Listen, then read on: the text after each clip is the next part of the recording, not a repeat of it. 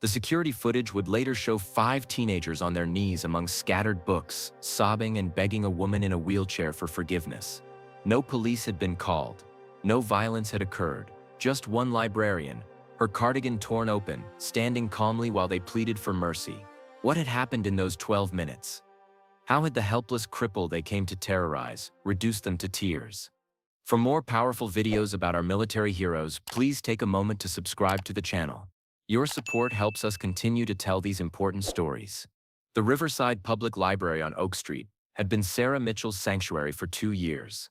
Every morning at 8 a.m., she wheeled herself through the heavy glass doors and into a world that smelled of old paper, fresh coffee, and the quiet promise of knowledge.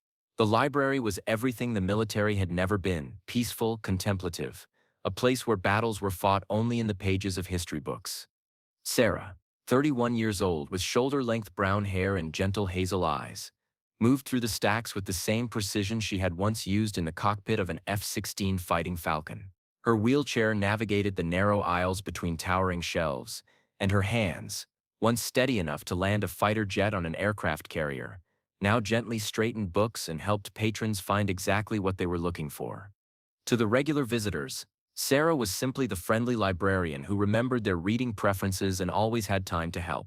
Peterson, who came every Tuesday for romance novels, didn't know that the woman who recommended her latest favorite had once flown combat missions over Afghanistan. 10-year-old Marcus, who struggled with reading, had no idea that his patient tutor had navigated enemy airspace at Mach 2. Sarah preferred it that way. After losing the use of her legs in a crash landing during her final mission, she had searched for a new purpose, a new way to serve. The library had given her that, a place where she could help people discover new worlds without the thunder of jet engines or the weight of life and death decisions. The morning started like any other.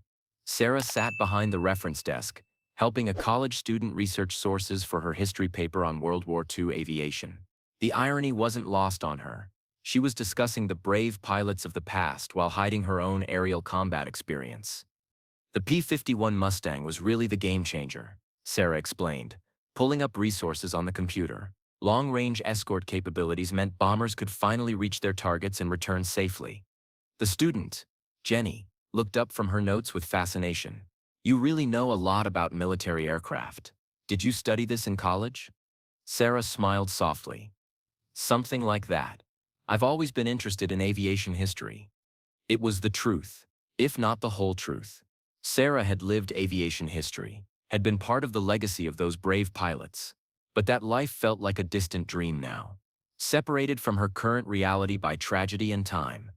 Around 2 p.m., the afternoon calm was broken by the sound of loud voices near the entrance. 5 teenagers, probably around 16 or 17 years old, burst through the doors with the aggressive energy of people looking for trouble.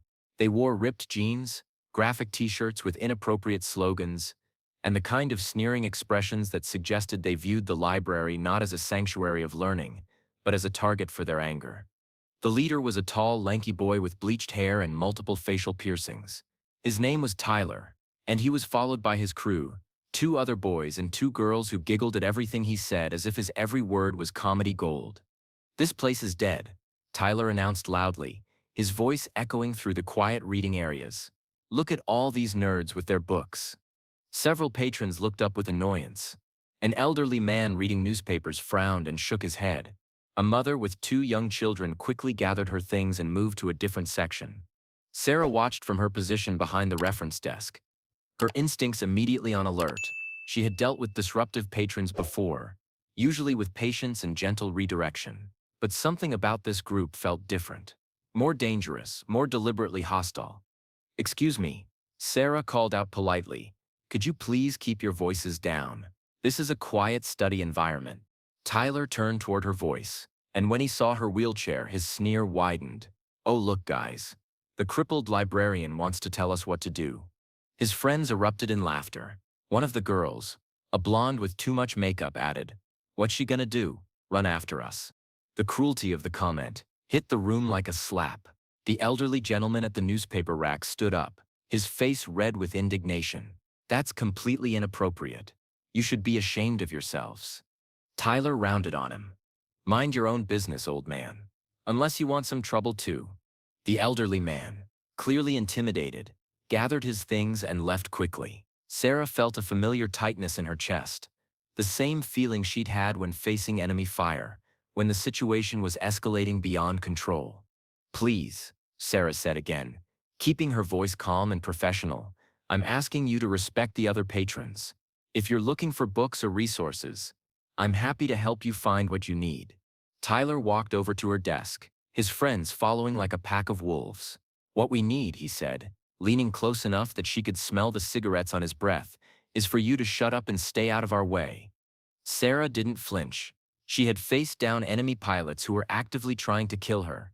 She wouldn't be intimidated by a teenager with an attitude problem. "I can't do that. It's my job to maintain order in the library." "Your job?" Tyler laughed harshly. "Lady, look at yourself. You're sitting in a wheelchair behind a desk. You can't even walk. What kind of job is that for a cripple?" The other teenagers laughed again. But there was something forced about it now. Even they seemed to sense that Tyler was crossing lines that shouldn't be crossed. Sarah's hands remained folded calmly in her lap. "I may be in a wheelchair, but I'm still the librarian here, and I'm asking you to lower your voices or leave." Tyler's face darkened with anger. He didn't like being challenged, especially not by someone he viewed as weak and helpless. "You think because you work here you can boss people around? You're nothing. Just some pathetic cripple who probably lives alone with a bunch of cats." The words stung not because they were true, but because they echoed Sarah's own fears about how the world saw her now. Before her accident, she had been Captain Sarah Mitchell, fighter pilot, officer, leader. Now in Tyler's eyes and perhaps in the eyes of others, she was just another disabled person to be pitied or ignored. But Sarah had not survived 3 combat tours by backing down from bullies. "You're right about one thing," she said quietly. "I do live alone, but it's not because I'm pathetic. It's because I choose to." Tyler blinked, not expecting that response. He had been looking for submission, for tears, for the satisfaction of watching someone crumble under his cruelty. Instead, Sarah continued in the same calm voice. "And you're wrong about something else. I don't just work here. I earned the right to work here. I earned the right to serve this community. What have you earned?" One of Tyler's friends, a boy with a mohawk, shifted uncomfortably. "Tyler, maybe we should just—" "Shut up," Tyler snapped. He was committed now, his pride on the line in front of his friends. "I don't take lectures from some crippled nobody." He reached across the desk and swept his arm across the surface, sending books, papers, and Sarah's coffee mug crashing to the floor. The sound echoed through the library like a gunshot. "Oops," Tyler said with mock concern. "Looks like you've got some cleaning up to do. Too bad you can't get down there to pick it up." Sarah looked at the scattered books on the floor, many of them children's books she had been preparing for story time. Hours of careful work destroyed in seconds by someone who took pleasure in ruining things he couldn't understand or appreciate. Something inside her shifted. The calm librarian facade didn't disappear, but underneath it the fighter pilot began to emerge. "Pick those up," she said quietly. Tyler laughed. "Excuse me?" "I said pick those up. You made the mess. Clean it up." "Or what?" Tyler challenged. "You gonna make me? How exactly are you planning to do that from your wheelchair?" The library had gone completely silent. The few remaining patrons watched with a mixture of horror and fascination. Even Tyler's friends seemed unsure about how far this was going to go. Sarah didn't answer immediately. Instead, she slowly reached for the phone on her desk, but Tyler was faster, grabbing her wrist to stop her. "No phone calls, cripple. We're not done here yet." With his other hand, he grabbed the front of Sarah's gray cardigan and pulled. "Maybe you need to learn some respect for your betters." The fabric ripped, buttons scattered across the floor like fallen tears. Sarah's cardigan tore open, exposing her white blouse underneath. But it also exposed something else. There, tattooed across her left shoulder and visible through the torn cardigan, were Air Force pilot wings. The design was intricate and beautiful, an eagle with outstretched wings rendered in perfect detail. Beneath the wings, in precise military font, were the words 312 combat flight hours. For a moment, the library was absolutely silent. Then Tyler started laughing. "Oh, this is rich. Look at this, guys. Our little librarian thinks she's some kind of pilot." His friends joined in, but their laughter sounded uncertain now. There was something about the quality of that tattoo, the precision of the military font, that didn't look like a fantasy or a joke. 312 combat flight hours. Tyler read mockingly. What did you do? Play a lot of video games. Flight simulator? Sarah sat perfectly still, her cardigan hanging open, the pilot wings displayed for everyone to see. She didn't try to cover herself. She didn't shrink back.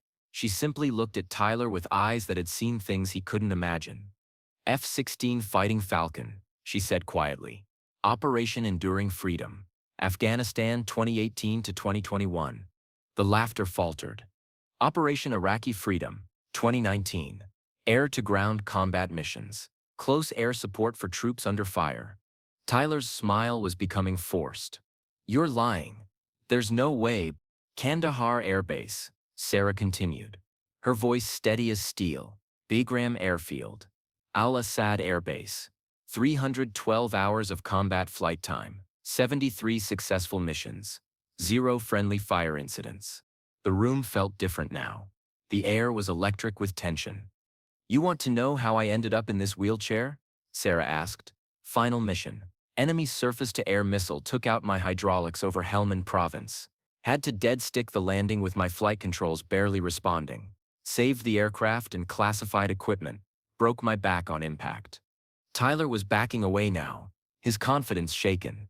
Even if that's true, you're in a wheelchair now. You can't fight. You can't fly. You're useless.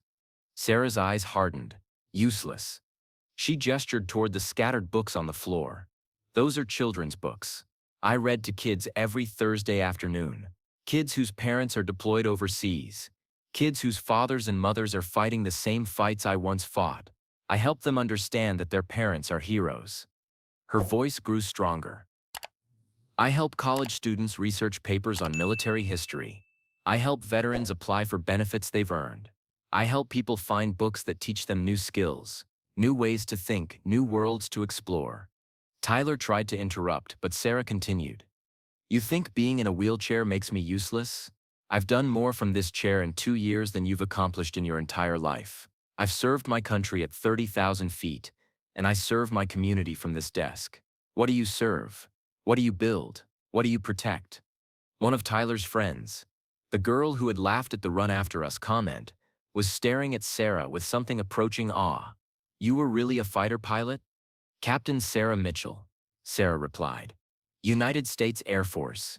And before you ask, yes, women can be fighter pilots. We can do anything we set our minds to, including putting teenagers in their place when they disrespect sacred spaces. Behind Tyler, one of the library's regular patrons, an older man Sarah hadn't noticed earlier, was quietly speaking into his phone. She recognized him now, Colonel James Harrison, retired Air Force who came in weekly to read military history books.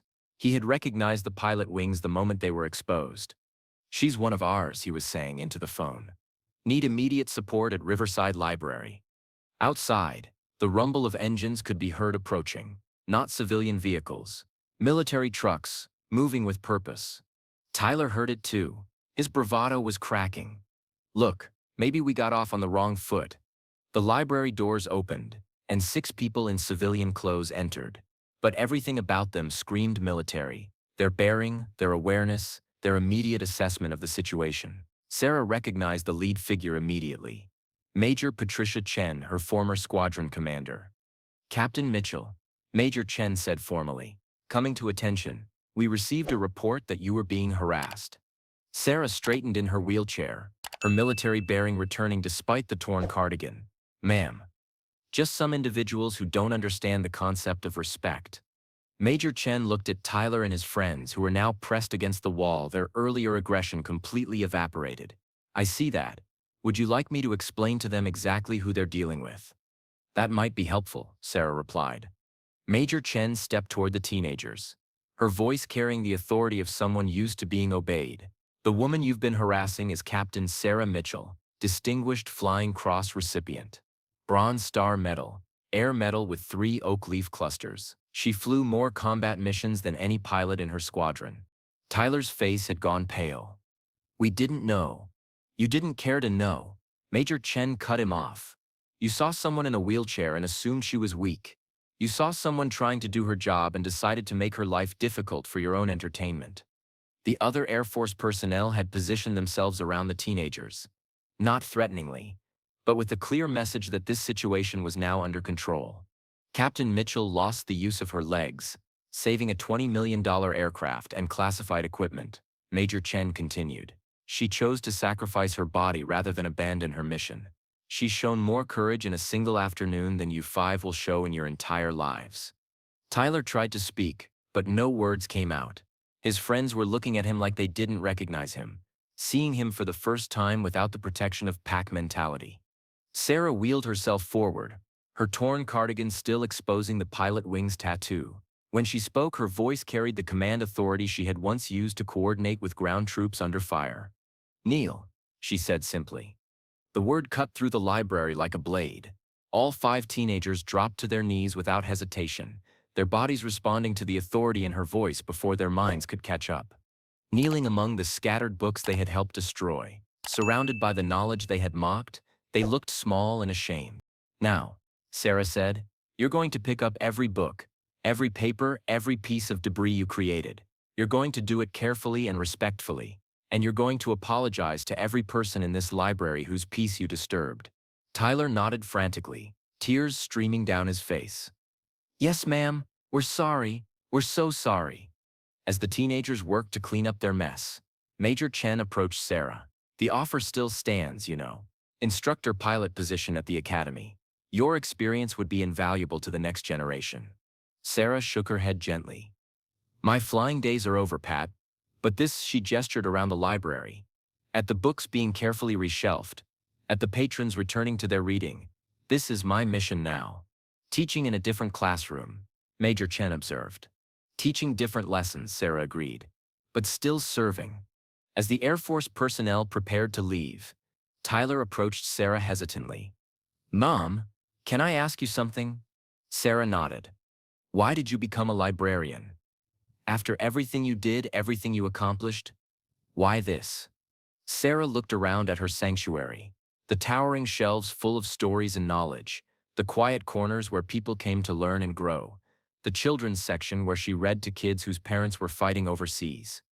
"Because," she said softly, "after you've spent years protecting freedom from 30,000 feet, you realize that freedom isn't just about defeating enemies. It's about the right to read, to learn, to grow, to become whoever you're meant to be. This library represents everything I fought to protect." She paused, looking at Tyler with eyes that held no anger, only understanding. "And because some battles are won not with weapons but with words. Some victories come not from destroying your enemies, but from helping lost souls find their way. You were lost when you came in here today, angry at the world, taking it out on someone you thought couldn't fight back." Tyler nodded, shame burning in his cheeks. "But maybe," Sarah continued, "you can find a better path. Maybe you can learn that strength isn't about intimidating others. Maybe you can discover that the real measure of a person isn't what they can take away but what they can give." As the teenagers filed out of the library, their heads down but their attitudes completely transformed, Sarah returned to her work. She had children's books to prepare for Thursday's story time, research requests to fulfill, and a community to serve. The library returned to its peaceful quiet, but something had changed. Patrons looked at Sarah with new eyes, not with pity for her disability, but with awe for her strength. They saw not just a helpful librarian, but a reminder that heroes come in many forms. Colonel Harrison approached her desk as she was reorganizing the scattered papers. "Captain, I want you to know that what you did today, it reminded me why I served, why any of us serve." Sarah smiled at the older veteran. "We all serve in different ways now, Colonel. You come in here every week and share your stories with young people researching military history. That's service too." "Not quite the same as flying combat missions," he said. "Maybe not," Sarah agreed, "but just as important. We protect freedom in peacetime by nurturing the minds that will protect it in wartime." As the afternoon wore on, word spread throughout the community about what had happened at the library. Other veterans stopped by, some to thank Sarah, others simply to sit quietly in the presence of someone who understood their journey from warrior to civilian. But Sarah continued her work as she always had, helping people find the books they needed, organizing programs for children and adults, creating small moments of learning and discovery in an often chaotic world. The only difference was that now, when people looked at Sarah Mitchell, they saw not just a dedicated librarian, but a reminder that strength comes in many forms, that service continues long after the uniform comes off, and that sometimes the most powerful weapons in the world are not missiles or bullets, but books and the knowledge they contain. Before you go, I want to hear from you.